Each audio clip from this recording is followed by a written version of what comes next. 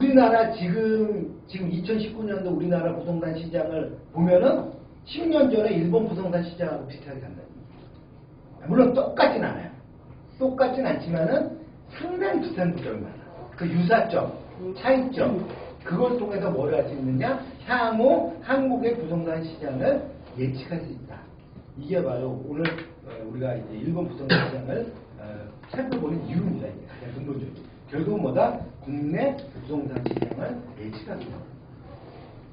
자, 오늘 일본 부동산 버블의 전개 과정과 붕괴 그리고 현황 이거에 대해서 자 우리 쭉 같이 읽어봐야 되는데 다 같이 읽어보면 안 되니까는 우리 지은 씨부터 이렇게 차례대로 한 번씩 쭉 돌아가면서 읽도록 하겠습니다. 자.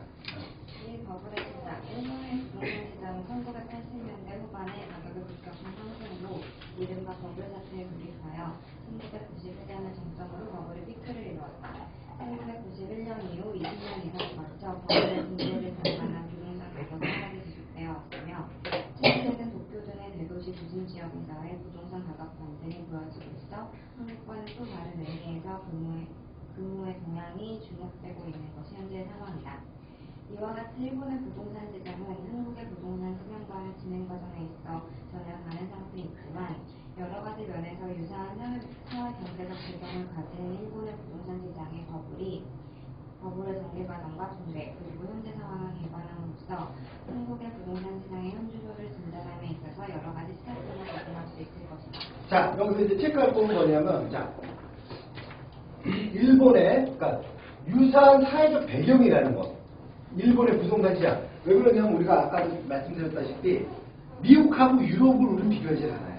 왜 그러면 완전 문화 자체가 다르고 법규는 뭐 당연한 거고 제도적으로 완전 다를 뿐더러 문화적 일단 지리적으로도 멀리 떨어져 있고 근데 일본은 발효. 그리고 문화가 비슷해.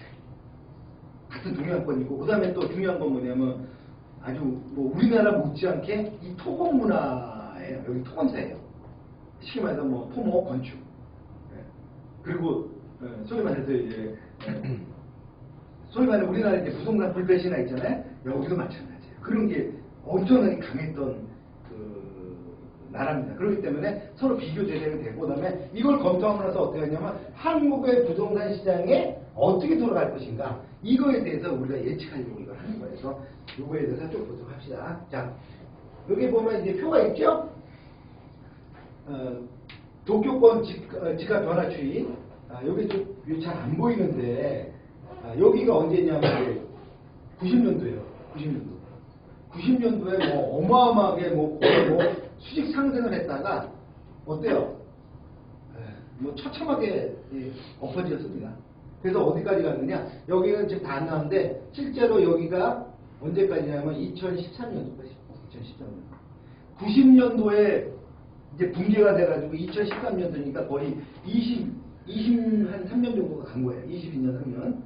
그래서 소위 말하면 뭐예요? 일본의 잃어버린 20년이 바로 이 과정인 거예요. 아시겠죠? 뭐 그냥 뭐 계속 그래서 이게 과연 어느 정도 폭이었는지에 대해서 한번 전체적으로 한번 검토해보도록 합시다. 자, 계속.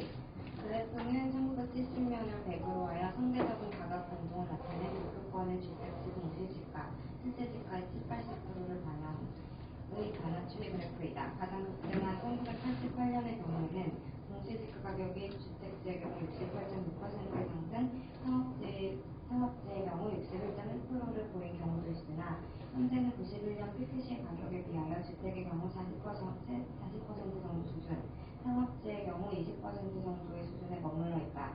이와 같은 버블의 붕괴는 91년 버블 피크 후 2005년까지의 14년간 부동산과 주식을 포함하여 약 9천조 원의 가격 하락, 2005년도 한국 GDP 평균 약 700조 원이 발생하였다고 평가되고 있다. 자, 보십시오.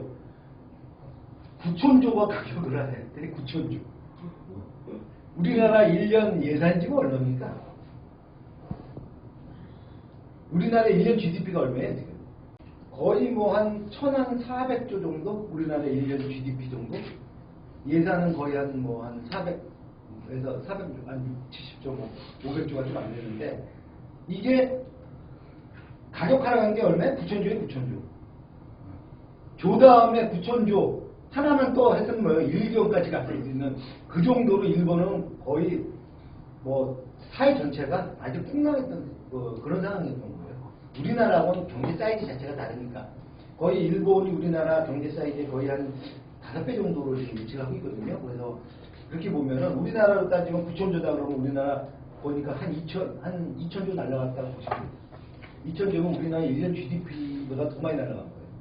네, 그럴 정도로 폭락했던 것이고. 자, 한번 더 읽어봅시다. 현재는 대도시 지역은 약간 상승을 보이고 있으며 일부의 도심부의 1급 상업지역 주거환경 중 주택지에서는 연간 40% 정도 급등을 보이는 지역도 있어요. 그 외의 지역에 있어서는 집가 하락의 정도가 약화되기 시작하고 있는 상태에 있다. 하지만 가격 하락이 큰 지역에서는 버블 피크 시의 가격이 10분의 1 수준에까지 하락한 지역도 적지 않다. 이와 같은 부동산 버블의 발생과 붕괴 과정에서 가장 피해를 입은 연령대는 주로 15에서 20년 전에 주택을 구입한 현재 40대 후반에서 50대 후반의 세대들이다. 자, 10분의 1까지 떨어졌어요. 그러니까 쉽게 말해서 뭐 1억 주고 산 게 얼마까지 떨어졌다? 천만 원. 참 뭐 말할 필요가 없지요.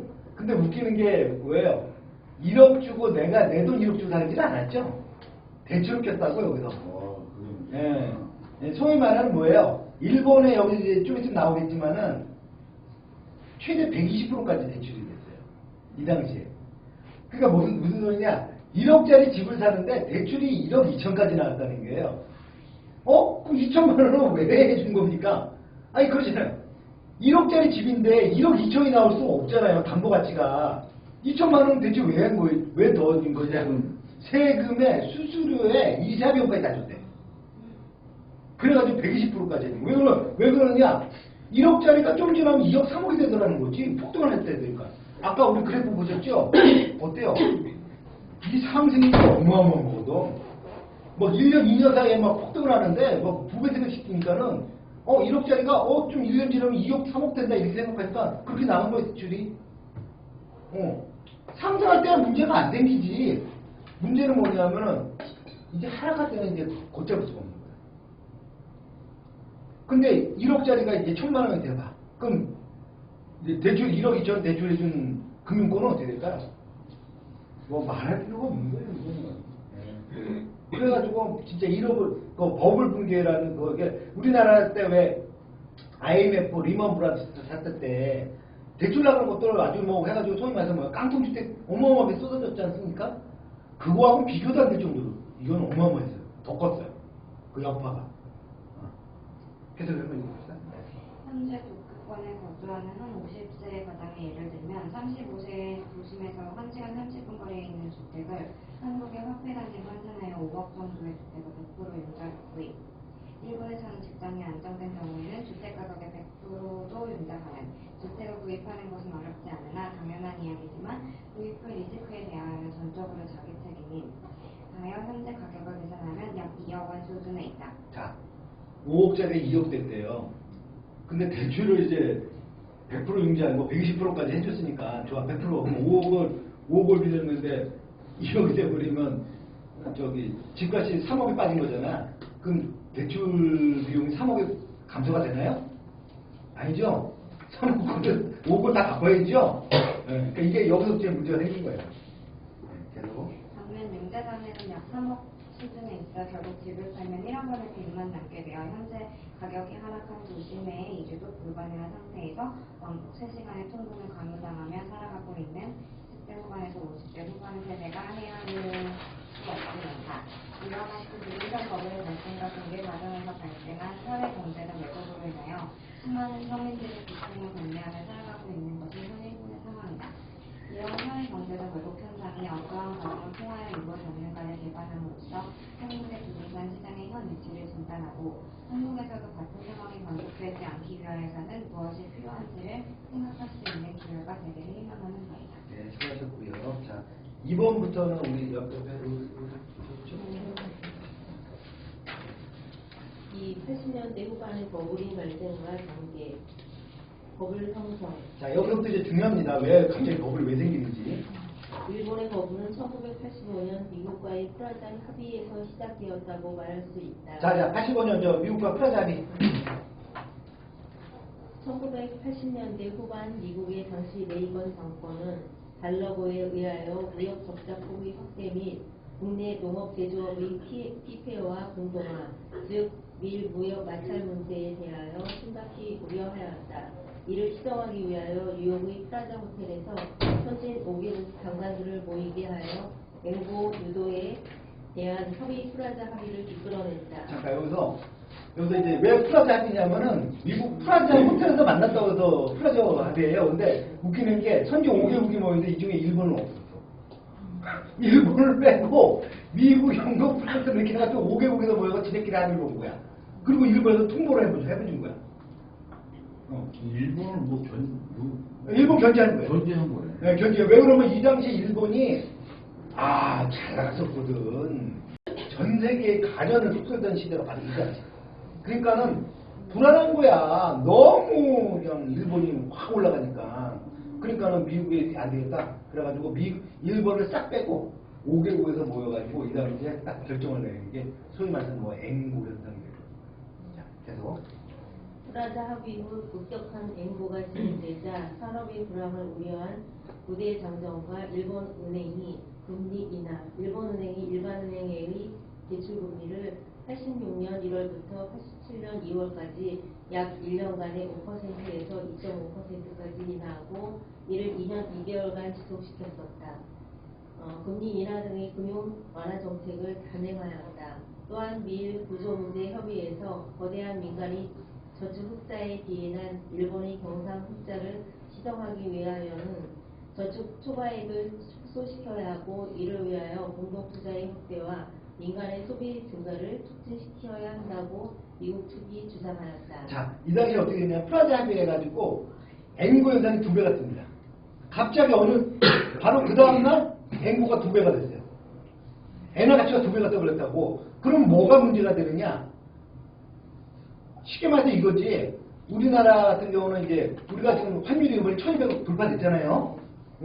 이거 정말 우리 주식 있게 봐야 돼. 왜 지금 환율이 뛰고 있는지. 제가 제일 먼저 뭐부터 보라고 그랬죠? 세계경제에서는. 세계경제를 볼 때는 제일부터 뭐부터 가라? 환율부터 보라고 그랬어. 환율이 갑자기 뛰기 시작한다. 갑자기 빠지기 시작한다. 이거 뭔가 변화가 크게 있는 거야. 환율은 쉽게 그렇게 움직이지 않거든. 왜냐면 환율이라는 건 이 세계와 특히 미국을 포함한 세계와의 수출입에 관련된 거기 때문에 한국의 위상이나 그 가치에 대해서 검토를 할 수 있는 바로미터예요. 그래서 갑자기 환율이 뛰기 시작한다. 환율이 뛰기 시작한다면 1200 돌파했다. 계속 올라가고 있다. 그러면 뭐가 문제다? 한국의 가치가 왜? 원화 가치가 떨어진다는 얘기예요. 반대로 달러가 강달러 현상이 벌어지고 있는 것이고 이거는 한국 경제가 그만큼 리스크가 높아진다는 얘기예요. 여러분들 기억나시죠? IMF 때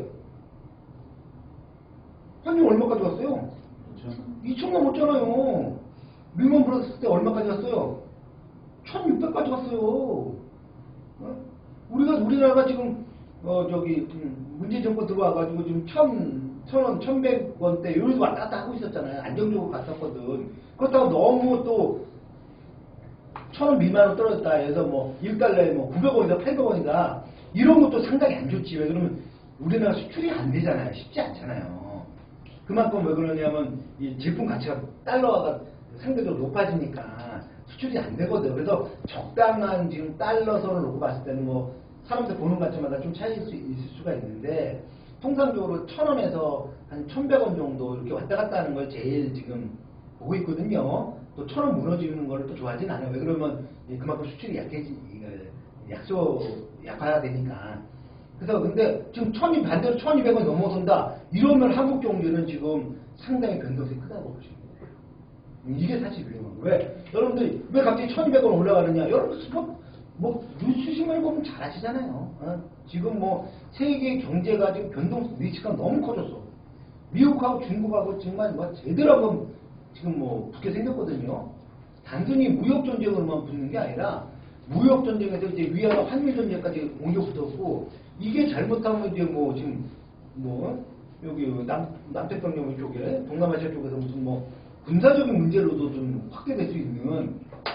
왜 그러냐면 둘 다 지금 너무 강대강이어가지고 이게 쉽지는 않을 것 같고 이런 와중에서 지금 한국은 지금 일본과의 또 이 경제 전쟁을 또 하고 있잖아요. 그러니까 세계적으로 봤을 때는 한국의 어떤 좀 리스크가 좀 높아진다라고 이제 생각을 하는 거죠. 그러다 보니까 이제 환율이 이제 제일 먼저 뛰기 시작하는 것이고, 뭐 환율 뛰기 시작하면서 또 어때요? 지금 뭐 주식 그냥 바로 2천 바로 무너지잖아요. 예? 지금 2천 무너진 게 지금 몇 개월 만이잖아요. 지금 그러잖아요. 예? 이거 순간이에요. 한국 경제 뭐 안정이다, 뭐 탄탄하다, 그건 우리끼리 하는 얘기고요. 세계에서 봤을 때는 이거 한국 경제는 아직도 리스크가 변동성이 너무 커요. 어쨌든 지금 이 앵무가 갑자기 2배가 돼버리니까 문제는 뭐냐면 일본에서 이제 일본도 어때요? 한국하고 비슷하죠? 경제 구조가 뭐예요? 수출 주도국 국가야 일본도. 그 당시에 70년대, 80년대, 90년대 있다는 뭐 전 세계를 상대로 일본이 수출하던 그런 상황이었으니까. 그러니까 수출이 빵빵 되는데 갑자기 앵무가 2배가 됐다. 쉽게 말해서 뭐예요? 1달러에 1,000원짜리인데 1달러에 갑자기 500원이 돼버린 거예요. 2배가 떴다는 얘기는. 그러니까 원화가치 2배라고 그러면 뭐예요? 1달러 1,000원짜리가 1달러 500원이 된 거잖아요. 앵무도 마찬가지죠. 예를 들어서 뭐 1달러에 뭐 100엔이었다. 갑자기 그 다음날 1달러에 50엔이 돼버린 거예요. 그럼 뭐가 문제예요? 수출이 안 되겠지. 수출이 안 될 거 아니에요. 왜 2배 가치가 돼버렸으니까. 어? 그러니까 수출이 문제가 되니까 어떤 일이 벌어지냐. 자, 안 되겠다. 이제는 어떻게 하나 내수시장 돌리자? 이렇게 돼버린 거예요. 이 당시에. 이거 어디서 많이 들어봤어요, 우리 지금. 그렇죠? 우리나라도 그랬잖아요. 우리나라도 IMF 때 수출 이렇게 어려우니까 어때요? 내수시장을 싸운다고 어떻게 했어요? 시중에 돈 그냥 쏟아 부었잖아요. 이래서 뭐예요? 금리 인하다. 이게 전 세계를 놓고 보면요, 거의 메커니즘이 비슷해요. 위기가 닥쳤다. 수출입이 어렵죠. 그럼 뭘 해? 내수시장에 이제 소비가 그렇지, 소비 촉진을 한다고. 근데 소비 촉진을 하려면 뭐가 있어야 돼? 돈이 있어야 될 거 아니에요. 그러니까 어떻게 해요? 돈을 쏟아붓는 거예요. 금리나 뭐 양적 완화. 양적 완화하는데 금리를 높여? 말이 안 맞지. 그렇죠? 그러니까 어떻게 양적 완화하면서 금리를 낮추는 거야. 그러니까 전 세계가 지금 초저금리에서 그 늪에서 빠져나가지 못하는 거예요. 왜? 금리를 이제 경제 어느 정도 탄탄하게 돼서 이제 슬슬 금리 올릴까? 한 2번, 3번 올리면 경제가 갑자기 시중에 돈이 확 묶어버리네? 없어져 버리네? 그러니까 어떻게 다시 침체가 빠져버린다. 그럼 어떻게 그 상황에서 못 올리지? 좀 지나면 어떻게 또 금리 인하냐 계속 압박이 들어오는 거야. 그럼 어떻게 또 시중에 또 돈을 또 풀어요. 또 금리 인하냐. 그러니까 제가 지금 이 80년대부터 미국 80년대부터 전 세계 시장은 지금까지 이제 거의 40년 정도 됐는데 40년 정도를 쭉 검토를 해보니 초저금리에 있는 분요 한 번 빠지면 헤어나기가 불가능해요. 왜? 초저금리니까 쉽게 말해서 금리가 뭐 마이너스 금리도 지금 전 세계로 따지면 거의 뭐 20%대니까 마이너스 금리 아시죠? 유럽 같은데 일본도 마이너스 금리니까. 일본은 예. 여러분들 이 마이너스 금리라는 게 상상이 됩니까? 네? 100만 원 빌려줬어. 마이너스 금리야. 예를 들어서 마이너스 뭐 1% 금리야. 그럼 어떻게 99원을 갚으면 되는 거야? 1원을 안 갚는 거야. 100원에서 99원을 갚으면 마이너스 금리 1%니까. 그치? 이게 가능한 얘기예요? 이게 자본주의 시장에서? 근데 지금 전 세계에서 20%가 지금 마이너스 금리를 채택하고 있잖아요. 그 얘기는 뭐예요? 마이너스 금리가 돼도 좋으니까 뭐야? 시중에 돈이 돌아라는 얘기예요. 왜? 안 그러면은 시장에 돈이 안 들면은 활성화가 안 되잖아. 그죠? 그러니까 인위적으로. 왜 우리나라는 여기 반짝 쪼일 거야? 네? 우리나라는 왜 이렇게 반짝 쪼일 거야? 왜? 지금 현 정부. 이제 가계부채 때문이죠. 첫 번째는 이제 가계부채. 왜 그러면 지금 뭐 1,300조 넘은 지가 뭐 옛날이 뭐 지금 엊그저께 기사 보니까는 뭐 부동산 대출만 1,000조가 넘었다고 지금 가계 부동산 대출만 1,000조가 넘었다고 그러고 뭐 거기다 신용카드는 이렇게 또 되고 가계부채뿐만 아니라 뭐 저기 기업 부채 뭐 이런 걸 따지면 사실 우리나라도 이게 결코 안정적인 게 아니거든. 우리나라하고 일본하고 비교하면요. 사실 일본이 전 세계적으로 가장 빛이 나는 나라가 일본이에요. GDP 대비해가지고 200 지금 거의 30%대예요. 230%는 유일해요. 뭐 그리스 뭐 이런데 뭐 소위 말해서 꼭 하면 언론에 나와가지고 뭐 디폴트 얘기 나오고 뭐 이런 나라는 그리스도 지금 이 정도가 안 돼요. 140% 50%대예요. 근데 일본은 지금 230%거든. 근데 일본 망한다는 얘기 들었어요 지금? 일본 디폴트 얘기 들었어요? 아니에요. 일본은 디폴트가 되게 어려운 나라예요. 왜 그러냐? 빚을 졌는데 그 일본에 빚을 지려면 일본 채권을 이제 발행했단 말이지 정부에서. 그 일본 채권을 누가 갖고 있냐? 일본 국민들이 갖고 있어. 90%를. 그러니 일본 국민이 뭐 나라 자기 나라 망하라고 채권을 내다 팔 일은 없단 말이지. 그러니까 빚이 많아도 버텨요. 근데 우리나라는 정부 빚은 그렇게 많지 않아요. 또 우리나라가 또 원체 또 많이 또 통계에서 또 감추니까 또 아주 통계 많이 왜곡한 유명한 나라가 또 우리나라지 또. 그래서 아무튼 근데 정부 빚은 그렇게 많지 않은데 이 가계 빚이 많아요. 일본은 가계 빚이 많지가 않아요. 그러니까 일본은 빚이 많은 데는 정부고 한국은 빚이 많은 데 가계야. 그러니까 무너지면 가계가 무너지는 거야 우리나라는. 이거는 안정장치가 없어.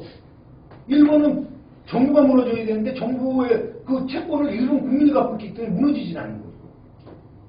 그리고 일본 같은 경우는 지금 전 세계 경제 3위 국가예요. 일본은 대마부사지.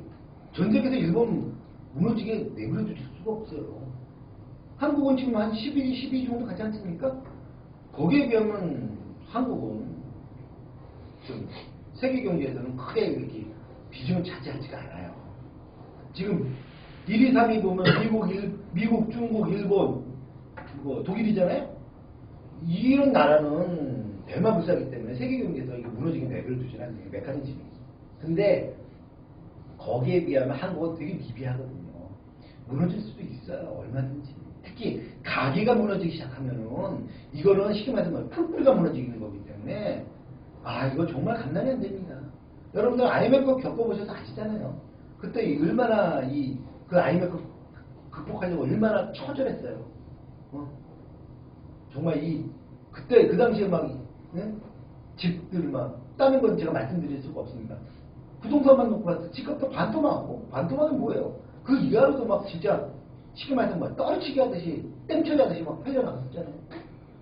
그때 막 집 잃고 나서 뭐 진짜 자살하신 분들도 많고. 이게 왜? 가계부채가 이렇게 무서운 거예요.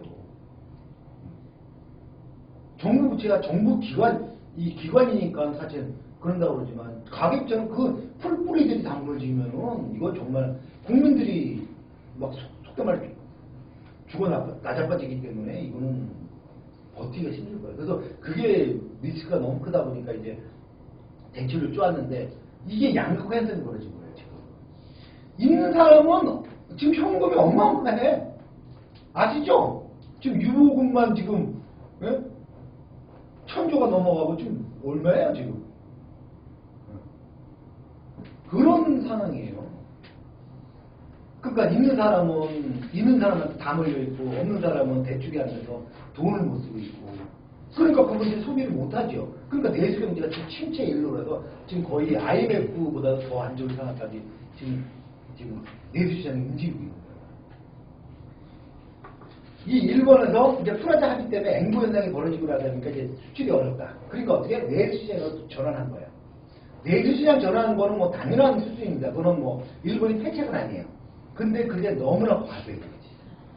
왜? 내수 시장을 이제 활성화시키려니까 어떻게 내수 시중에 돈을 뿌려야겠지. 그러니까 뭐 양쪽 완화를 막 하고 금리 인하하고 또 어때요? 이 당시에 벌어졌던 게 좀 이따가 나오겠지만 어때요? 일반은 아주 전통적인 토건국가거든. 토건이라는 게 뭐냐면 토목과 건축으로 이 경제를 활성화시키는 우리나라 어때요? 우리나라도 마찬가지잖아요. 우리나라도 토목과 건축 때문에 사실 GDP에서 상당한 부분 차지하고 있잖아요. 아주 일본도 전형적인 나라거든. 그러니까 어떻게? 이 당시에 뭐 온갖 도로, 고속, 전철 다 만드는 거예요. 이 당시에. 여러분들 일본 같은 데 보면 정말 우리나라로 보면 저기 지방 완전 산골짜기 같은 데까지 어때요? 도로 뚫려있고 전철 다니고 그러죠. 이 당시에 다 만든 거예요. 근데 어때요? 승객이 하루에 뭐 몇 명. 왜? 수요 파악을 못한 거야. 그러니 그거 어때? 다 적자잖아. 우리나라도 지금 경전철 뭐 이렇게 여러 가지 했지 않습니까? 지방에서. 그래서 지금 다 이익 나는 데 없잖아요. 다 독자잖아요. 근데도 어때? 그거 한 번씩 하면 조단위 사업하면 어때요? 뭐가 되니까 시중에 이 토건이 토목 건축에 대한 경기가 활성화되니까 어떻게? 시중에 그래도 돈이 돈다 이거지. 아 이건 정말 소위 말하는 이제 쌍팔년 사고 방식인데 이렇게 해가지고는 이 빚만 늘어나요. 그러니까 결국 그러다 보니까 이제 소위 말해서 이제 용인 경전철 아시잖아요. 완전 파산했잖아요. 의정부 다 파산하잖아요. 그거 다 빚으로 돌아오는 거예요, 결국. 이것들이 이제 쌓이기 시작하는 거예요. 자, 한번 읽어봅시다. 여기. 이에 대한 일본 정부와 국민의 반응도 비교적 긍정적인 것이어서 1986년 9월의 종합경제대책 총사업 규모 약 30조 원과 87년 7월의 긴급대책 총사업 규모 약 50조 원의 두 번에 걸친 대형 경제 대책을 단행함으로써 시중에 자금이 넘쳐 흐르게 되었다. 또한 91년부터 2000년까지 10년간에 걸쳐서 3,440조 원의 공동 투자에 대한 가계 결정을 하였다. 자, 10년 동안 3,440조 원이래요. 어마어마하게 쏟아본 거예요. 근데 이 쏟아본 게 다 대부분 어디로 갔겠어요? 대기업들. 토건이니까. 건설회사는 통로 건축, 건설에서 하면 돈 버는 거 이건 이제 저 어때 우리나라? 타산해 요즘 맥락이. 시중에 돈 쏟아봤지만 그 돈 다 여러분들 주머니에 간 거 없죠? 일반 개인한테 갑니까? 안 가요. 누가 먹어? 대부분 대기업들이 다 먹는 거야. 왜? 그거를 받아 먹을 수 있는 사람이 개인이 아니라 뭐니까 대기업들이니까. 이게 그러니까 양극화 현상이 벌어지는 거야. 이것 때문에. 차라리 아예 이럴 거면 돈을 쏟아붓지만 아예 세금을 좀 없애버리고 그냥 1인당 뭐 예를 들어 뭐 100만 원씩 주던가 차라리 그러면 다 골고루 돌아가니까 그거 갖고 소비를 하든지 뭘 하든지 할 거 아닙니까. 근데 어떤 사업을 한다, 특히 토목 건축에 대한 사업을 했다 그러면 다 대기업이 하지 뭐 일반 개인이 합니까? 개인이 거기서 해서 노가다 뛰는 거 아니에요. 그럼 얼마나 돌아가겠냐고. 그게 일본에서 이 당시 그랬다며요. 저기 외국인도 공항에 도착하면 돈을 줬다며 쓰시라고 뭐 30만 원인가 뭐 얼마를 줬다며 공항에 딱 도착하자마자 쓰세요라고 쇼핑하세요 돈을 줬대. 공항에서 외국인한테도 제 동료 교수가 갔다 와서 돈을 받아서 쓰셨대. 그 공짜라고 쓰는데 웃기지? 그 당시에 뭐 30만 원인가 받았다고 그러는데 쓰는 거는 몇백만 원 쓰는데 그거 갖고는 양이 안 차니까 쉽게 말해서 뭐야 그 돈 준 건 뭐야? 삐끼. 요거 갖고는 부족하니까 하다 보면 어때요? 더 쓰게 되잖아. 그러니까 그런 아이템들이 참 좋긴 해. 통통 튀어. 보면 일본에도 어떤 비즈니스들을 보면 차라리 그렇게 하던가. 이게 안 그러면 이거 양극화 현상이 이게 완전 고착화되는 거예요. 양쪽 하나는 결과적으로는 양극화로 가는 거예요. 그렇죠. 양극화로 귀결이 돼 있고 있어요. 돈을 싹 쏟아부는데 그게 나중에 대기업으로 다. 그렇죠. 다 그런. 전 세계도 마찬가지예요. 전 세계 시장 내가 40년을 분석을 했어. 그거는 전 세계 시장 변동이 언제 생겼냐면은 이 80년대 소위 말하는 뭐예요? 그 레이건 레이건 노믹스부터 이제 변동이 생겨요. 왜 이거는 이제 여기 안 나오는 내용이에요. 레이건 노믹스 때 왜 생기느냐? 자, 근데 이거는 아닌데 이거는 해도 되는데 자 이건 해도 돼. 이건 찍어도 돼. 이건 찍어도 된다고. 지금 찍고 있는 거야? 네. 편집해서 그런 거지? 헷갈리네요. 레이건 노믹스와 레이건 이제 딱 정부 들어와서는 레이건 노믹스를 하는데 이 당시에 미국이 사실 그 당시만 해도 이 자동차 산업, 철강 산업 이런 게 아주 좋았어요. 여러분들 미국이요 이 제조업의 나라였거든. 그래가지고 그 당시에 뭐 여러분도 아시겠지만 이 포드 같은데 이제 이 스트라이크 시키면서 파업하고 뭐 어마어마했습니다 이 당시에. 왜 그만큼 제조업이 대단했던 데고. 여러분들 그 당시에 보면 그 자동차 산업 디트로이트인가? 디트로이트 붕괴됐잖아. 그치. 미안해. 디트로이트 아틀란타가 아니야. 그러니까 아무튼 거기가 있는데 이게 언제 무너지느냐? 바로 레이건 노믹스 때 그런 거죠. 그럼 레이건 노믹스 때 어떤 일이 오냐면 자, 이 금리를 인상시켜 버리는데 어마어마했습니다. 그때 연금리가 그 당시에 뭐 17%, 18%대까지 간대요. 금리. 우리 IMF 때도 17. 예, 그러니까 우리 그러잖아. 더 됐었잖아. 20몇 %까지 갔었잖아. 예, 이게. 예. 그러니까 그때는 뭐 대출을 빌리는 게 아니라 대출 갚는 게 힘드니까. 이러다 보면 어떤 일이 벌어졌냐? 누가 과연 기업에서 돈을 빌려서 그거 갖고 투자해가지고 과연 그 대출 이자를 어떻게 갚을 거지? 금리가 너무 그러니까 고금리 정책에서 썼단 말이야 그 당시에. 그러다 보니까 어떤 일이 벌어지냐면 제조업들이 붕괴가 돼요. 제조업이 붕괴가 되면 반대적으로 뭐가 활성화되느냐? 바로 금융이 상승됩니다. 금융이만 정화돼요. 왜? 이제는 제조업 안 하고 뭘 하겠어? 금융은 왜? 금리가 원체 쓰니까. 이자가 돈놀이 하는 거죠. 돈놀이 시켜가서 돈놀이를 하는 거야. 양극화는 더 극적으로 가잖아. 그렇죠. 왜 그러면 이거 뭐 내가 돈 이거 뭐 제조업해가지고 해가지고 이건 도저히 뭐 이자도 못 갚는데 차라리 이거 하고 돈놀이라는 게 훨씬 좋다는 거지. 왜? 이자가 꽝꽝 터져 세니까. 이런 식으로 해가지고 이 산업 전체가 제조업에서 금융으로 바뀌어버립니다. 근데 이제 문제가 뭐냐면 이게 밸런스가 맞추는 게 가장 좋죠. 이제 나라에서 따지면 제조업도 있어야 되고 금융도 있어야 되고 되는데 중요한 건 뭐냐면 이 당시에 제조업이 붕괴가 되기 시작해요. 제조업이 붕괴가 되니까 어떻게 해요? 점점 이제 디트로이트 이제 뭐하면서 이것들이 이제 어때? 제조업들이 다 외부로 나가는 거야. 외부로 이제 다 현지화가 돼버리는 거야. 다 나가서 이제 왜? 거기는 싸니까. 인건비부터 시작해서 싸고 이러다 보니까 이 제조업 이 노동자들이 갈 곳을 잃어버리는 거야. 그 숙련공들이. 그래서 지금 사실 뭐 이런 회사 얘기하면 뭐하지만 미국 자동차 제품 좋아요 나빠요? 안 좋죠. 어떻게 좋아요? 왜? 일본이 왜 수출해서 전 세계 일본 뭐 아시겠죠? 요새 노재팬이잖아. 나도 마찬가지인데 그래도 그 당시에 지금은 아니고 그 당시에 일본이 왜 80년대 90년대 왜 전 세계 수출을 장악했느냐? 평생 직장, 평생 직장. 이 평생 직장이라는 개념이 어느 정도냐? 내가 20대 직장에 들어가. 그리고 60대 정년 퇴직가 40년 동안 내가 그 직장에서 그 기술을 해. 그 얘기는 10년, 20년 하면 뭐가 돼요? 완전 숙련공이 되는 거야. 전문가가 되는 거야. 그냥 눈 감고도 할 정도의. 그러다 보니까 뭐예요? 분량이 없는 거야. 분량이 안 생기는 거야. 그러니까 일본, 독일 이런 제품들이 기가 막히게 좋은 거야. 왜? 분량이 없으니까. 근데 문제는 뭐냐? 회사들이 붕괴되고 자꾸 사람들이 이직을 하다 보면 그런 숙련을 언제 만들 거지? 우리나라도 이거 비단 똑같은 문제예요. 젊은 친구들이 회사에 취업돼가지고 그 분야에서 기술을 습득해가지고 20년, 30년씩 가야 이 사람들이 그 분야의 전문가가 되는데 이거 몇 년 하다가 옮기고 정리해고 되고 이러다 보면 뭐 왔다 갔다 하면 언제 그 숙련공이 되냐고. 바로 미국에서 이런 일들이 벌어진 거예요. 그 당시에. 이 숙련공들이 이제는 할 수가 없어. 자리가 없으니까 어떻게 해요? 맨날 불량이 생기는 거야. 수출하면 이제 빠꾸 생기는 거야. 맨날 미콜이 되고 막 이러는 거. 그러니까 외국으로 다 분산시켜버리는 거야. 그러다 보니까 어떠냐? 미국에서 이제 제조업이 붕괴가 되었어요. 그러면 어떻게 되느냐? 수출이 안 되겠지? 미국에서 지금 제조업 수출하는 거 거의 없잖아요. 다 뭐만 해요? 수입해 오잖아. 수입해 오잖아.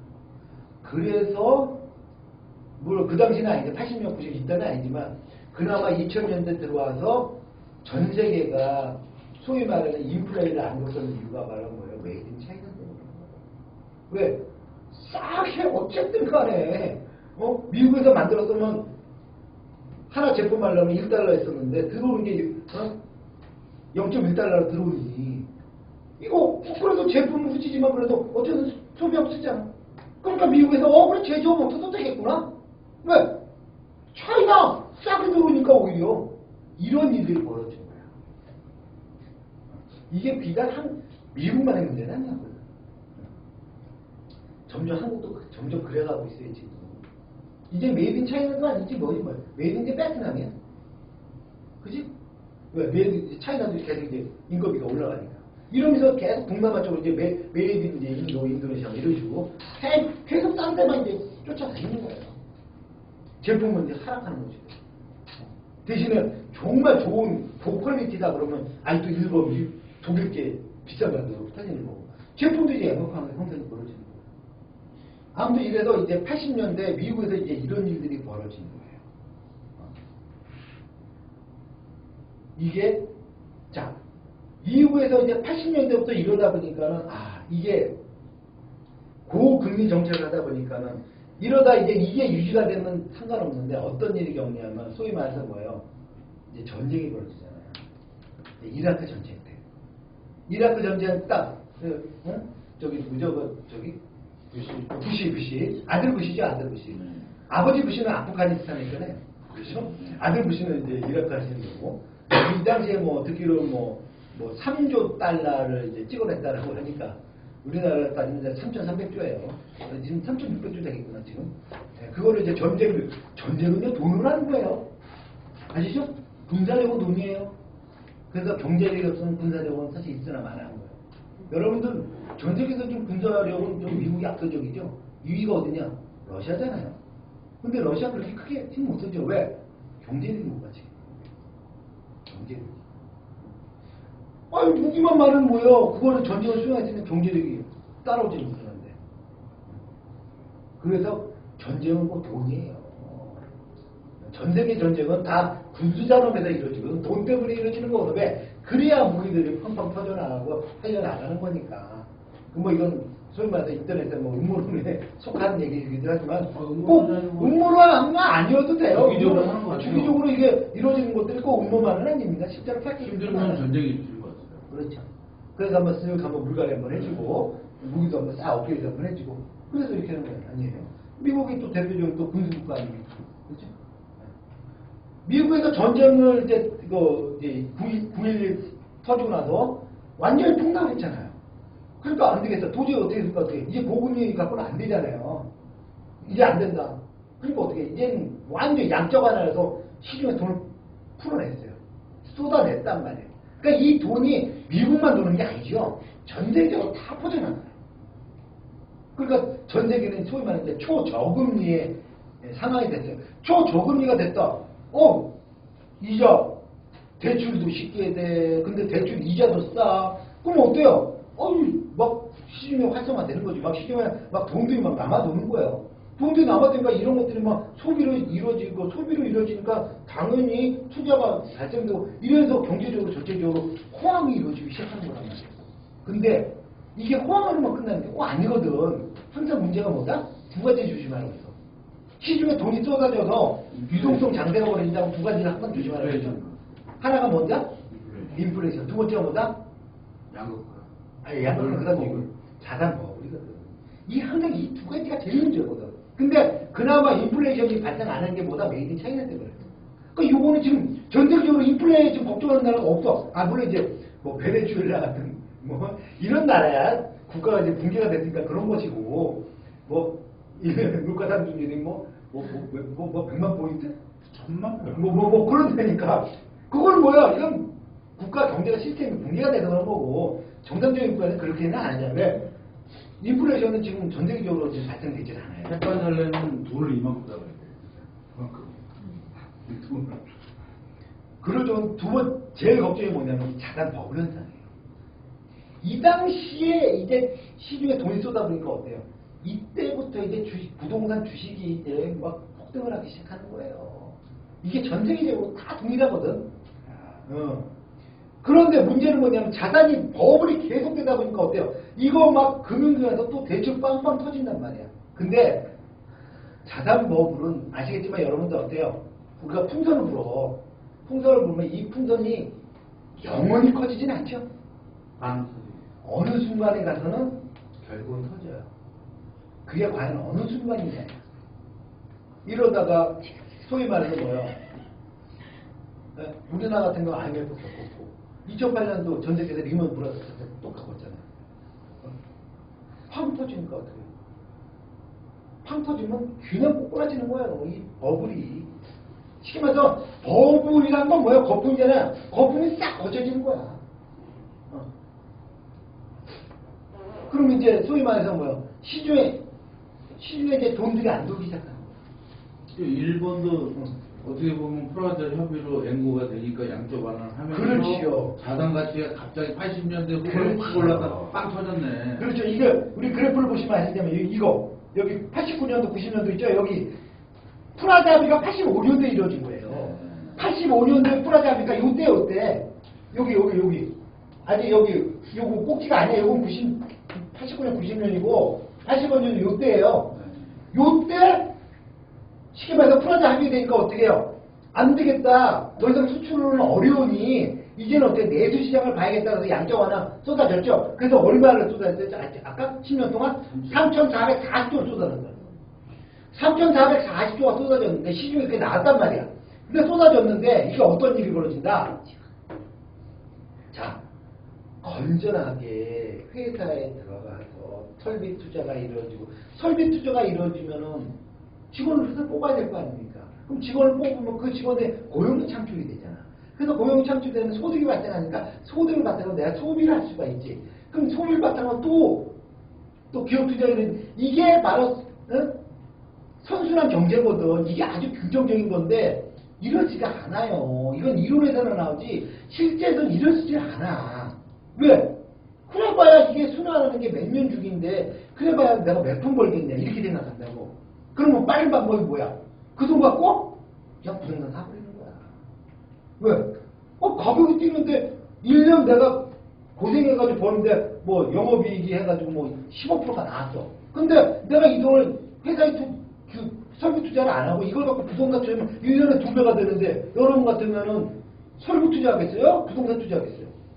당연히 부동산 투자하는 거야. 이거는 전세가 다 동일해. 돈 있는 사람은 왜? 돈 있는 사람은 뭐만 보죠? 수익을 보는 거야. 내가 이거 설비 투자해가지고 1년에 15% 영업이익을 버는 거라 내가 이 돈을 갖고 그대로 부동산 투자했을 때 1년에 더블 버는 100% 버는 거면 여러분 같으면 어디서 하겠냐고. 당연히 100% 버는 거라고 했죠. 그러니까 어떻게 해요? 돈들이 다 어디로 간다? 주식, 부동산, 사물로 가는 거야. 그러니까 어때요? 이 폭등세 보세요, 폭등세. 이게 몇 배짜리입니까, 이게? 한 3-4배가 써버린 거야. 우리나라도 마찬가지죠. 물론 뭐 이 정도까지는 아니어도 우리나라도 엄청 폭등하잖아요. 근데 문제는 뭐냐면 이게 이제 이 거품이 이제 무너지면 어때요? 그래프 보세요. 아주 시원하게 엎어지고 있죠? 이 엎어진 거 회복하는 게 23년 걸렸어요. 90년에 무너져가지고 이게 회복되는 게 2013년도 아베 정권 들어와서 결국 또 아베 정권이 한국 딱 없어요. 양쪽 하나 또 한 거야. 또 시중에 또 위험성이 있네. 또 위험하지. 또 법. 쉽게 말해서 버블을 인위적으로 만드는 거 이제 무너졌어. 버블이 다 거쳐졌어. 근데 활성화가 안 돼. 왜? 버블이 어느 정도는 있어줘야 되거든 사실. 그래야 거기서 돈들이 도니까. 여러분 생각해보세요. 내가 저기 주식을 샀어. 내가 1,000원짜리 샀는데 지금 2,000원 됐어. 처분했어. 또 딴 주식 사기 전에 2,000원 샀어. 2,000원 됐으니까 돈 수익 벌었잖아요. 그다음에 여러분들 솔직히 맛있는 거 먹잖아요. 외식 한번 할 거 아니에요. 외식도 해야 되고 또 친구들 만나서 또 저기 또 시원하게 한번 갔다 와야 되고 그게 다 소비가 되는 거예요. 이 소비가 이루어진 거라고 그게 바로 그러니까 쉽게 말해서 소득이 어느 정도 그게 불로소득이 됐든 근로소득이 됐든 무슨 소득이 됐든 소득이 발생하면 그거만큼 쓴단 말이야. 소비가 이루어지는 거는데 버블이 딱 거치잖아. 이 소비가 뚝 떨어져 버린다. 일본은 이거만. 네, 쓸 것만 써. 딱 먹고 사는 것만 쓴다고 그러면 어떻게 해? 내수 경기가 침체될 수밖에 없는 거예요. 그러니까 어떻게 해? 이거 도저히 안 되겠고 그러니까 어떻게 해? 또 인위적으로 뭐해? 또 돈을 쏟아부어야 된다고. 악순환이 계속 벌어지는 거지. 미국도 마찬가지잖아요. 미국 지금 4-5년 동안 얼마나 좋았어요. 미국 경제가. 완전 고용률이라는 얘기까지 나올 정도로 좋았잖아요. 그래서 금융인상 지금 뭐 대여섯 차례에 걸쳐서 올렸잖아요. 그러다가 어때요? 이번에 또 인상 또 시켰잖아. 왜? 올리니까 전세적으로 경제가 감당이 안 되더라는 거야. 한 번 올릴 때마다 0.25%씩 올렸어요. 6번 올려봐야 몇 프로 올렸겠어요? 1.5% 올린 거야. 미국 지금 금리 지금 몇 프로요? 2.25에서 2.5예요. 이거 지금도 저금리야. 근데 또 인하시키잖아. 지금 무슨 소리냐? 이게 원래 목표치가 몇 프로까지 갔냐? 4%, 5%까지가 생각했어요. 근데 4%, 5% 택도 없어요. 왜? 그 중간에 세계 경제가 침체가 되버리기 때문에 올릴 수가 없어요. 이게 바로 소위 말하는 거예요. 초저금리 늪이에요. 전 세계가 초저금리 늪에 지금 다 빠져 있는 상태예요. 시중에 돈들이 막 남아도록 자산 보호이 막 생겨. 그러니까 이걸 이제 이제 이거를 안정화시키려고 금리 인상해가지고 이제 돈을 이제 빨아들이려고 해. 이게 두 번, 세 번 반복되면 갑자기 침체가 확 바뀌어버린다. 그럼 어떻게? 침체되니까 시중에 또 돈이 안 돌지? 그러니까 어떻게? 또 못 살겠네. 시중에 돈이 없네. 소비가 안 되네. 뭐 이런 소리가 들린다. 그러면 어떻게? 어쩔 수 또 돈 풀어야 돼. 그러니까 계속 이게 주기적으로 계속 반복돼서 전 세계적으로. 미국, 유럽, 일본, 한국 어디나 마찬가지예요. 이게 바로 초저금리 늪인 거예요. 이거 한번 빠지면은 이거 정말 나오기 정말 힘들거든. 쉽게 말해서 뭐야? 이건 마약보다도 이건 빠져나기 마약보다 더 위험해 이거는. 그래서 결국 또 인하를 또 단행할 수밖에 없는 상황이 또 거칠 겁니다. 그래서 결국 인하되면 어떻게 해요? 그럼 인하되고 또 대출규제 풀겠지? 대출규제 풀고 하면 또 시중에 또 돈들이 또 쏟아져 나오겠지? 근데 문제는 이 시중에 돈들이 나와서 골고루 가서 소비가 이러면 그나마 괜찮아. 근데 이게 가는 데만 간다니까. 문제는 뭐냐면 이 초저금리 현상이 벌어지면 꼭 반드시 이루어지는 게 뭐다? 양극화야. 몰리게 되죠. 몰리게 돼 있어요. 추경 예산 뭐 50조 편성해가지고 쏟아붓겠다. 그럼 50조가 다 일반 개인한테 갈 거 같냐고. 건설사에 나가죠. 결국 뭐 똑같은 거 시켜야 될 거 아니야. 다 어디로 가? 다 대기업으로 몰려가는 거야. 그럼 어떻게 해요? 결국 기업만 똑같은 현상이 벌어지는 거야. 양극화가 벌어지는 거야. 그래서 초저금리 현상은 결국은 뭐로 귀결된다? 양극화로 귀결된다. 총 양적 하나는 임시방편이에요. 임시방편인 거고. 그래서 이것을 여러분들 몇 년 전에 일반 미국에서 이제 시위대들 피켓 들고 막 그때 월스트리트를 뭐 장악해라. 더 이상 이제 금융 못 믿겠다. 나왔던 게 바로 이거예요. 결국은 뭐예요? 이 양극화 현상의 가장 핵심은 뭐야? 이 금융이거든. 결국 금융회사만 돈이 다 몰리는 거야. 일반 사람들은 그 금융회사에 대출 몇 푼 빌리고서 노예되는 거죠. 평생을 이제 이자 갚으려고 헉헉대면서 하는 거죠. 이 금융은 정말 제가 쭉 보는데 금융이 또 없어서는 안 돼요. 그러니까 금융이 없으면 아무것도 다 되는 일이 없어요. 그러니까 금융은 어떻게 보면 필요악이에요. 지금 와서 금융은 없을 수는 없어요. 이미 금융은 정말 여러분들의 삶에 다 비율되어 있기 때문에. 다만 이걸 어떻게 건전화시키느냐가 문제인데, 문제는 뭐냐, 누구도 이걸 건전화시키지는 않아요. 아무튼 그러고 있는 상황입니다. 일단은 뭐 얘기하다 보니까 조금 시간이 그러는데 우리 잠깐 5분만 쉬었다가 하도록 하겠습니다. 자, 5분.